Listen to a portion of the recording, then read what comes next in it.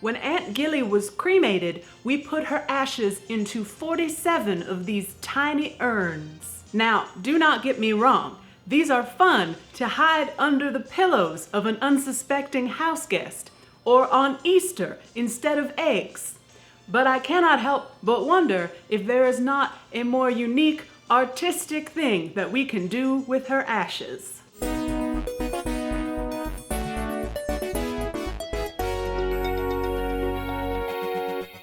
Caitlin, can I turn Aunt Gilly's ashes into a work of art? Yes, you can turn cremated remains or ashes into any number of meaningful keepsakes. Well, turned into isn't quite right. It's more that ashes are added to things. For example, they are added to the glass of a sculpture or pendant, added to the ink of a tattoo, added to the vinyl of a record. There's even a company in Alabama called Holy Smoke that will add cremated remains to live ammunition, so you can take that final hunting trip with your dead relative most thirsty for blood. But if you're looking for more traditional art, there are companies that will add cremated remains to paint to create paintings. One company, Cremation Portraits, takes it a step further and paints a portrait of the deceased composed completely of their own ashes. Hi, this is Cremation Painting ASMR. You're dead, but we're gonna make something so beautiful with you. Aunt Gilly would have loved this painting. Let's make a happy little cloud.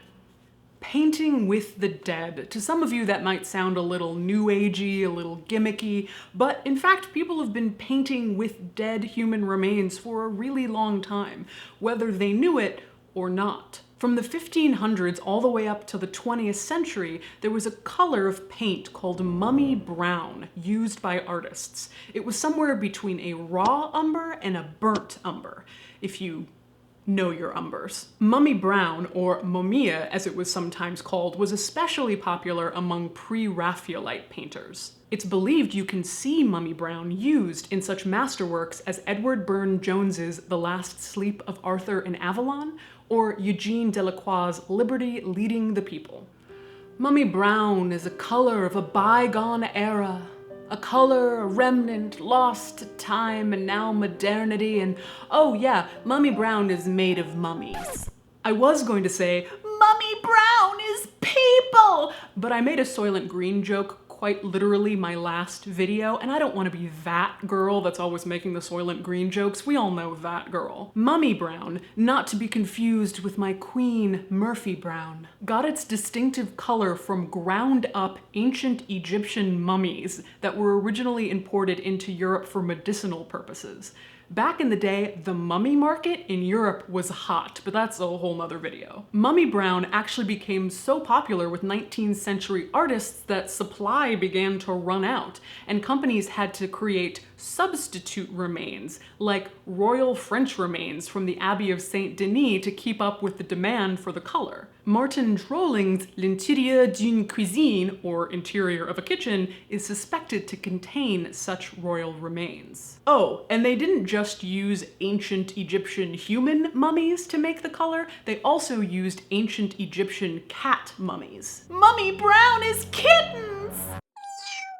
Now, it's hard to always say which paintings contain real made with mummies mummy brown and which just contain brown paint. That's because a lot of artists didn't even know what they were painting with. When the painter Edward Burne-Jones discovered that mummy brown was made of mummies, he had a bit of a meltdown and insisted on immediately burying his tube of paint.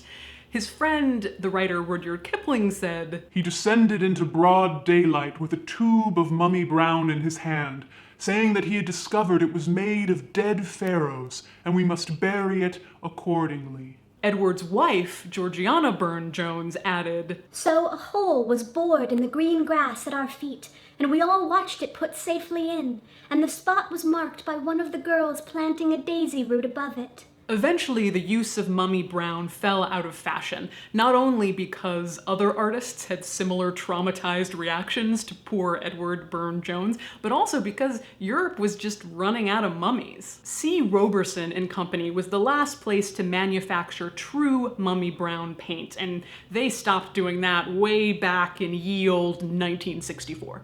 When asked for comment, their managing director, Jeffrey Roberson, said, "We may still have some odd limbs lying around somewhere, but not enough to make any more paint." And yes, you still may be able to find paint called mummy brown in modern art stores, but worry not, Deathlings.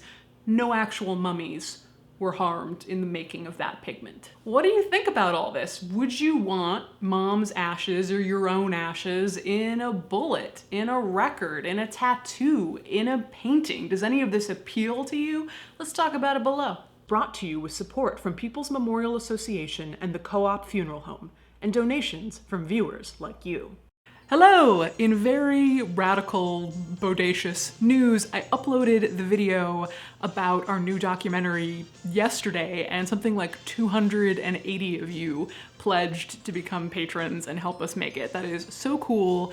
Don't let that stop you from pledging, though. We'll use all the help we can get. Deathlings are awesome. You are endless. You are strong. You are fierce.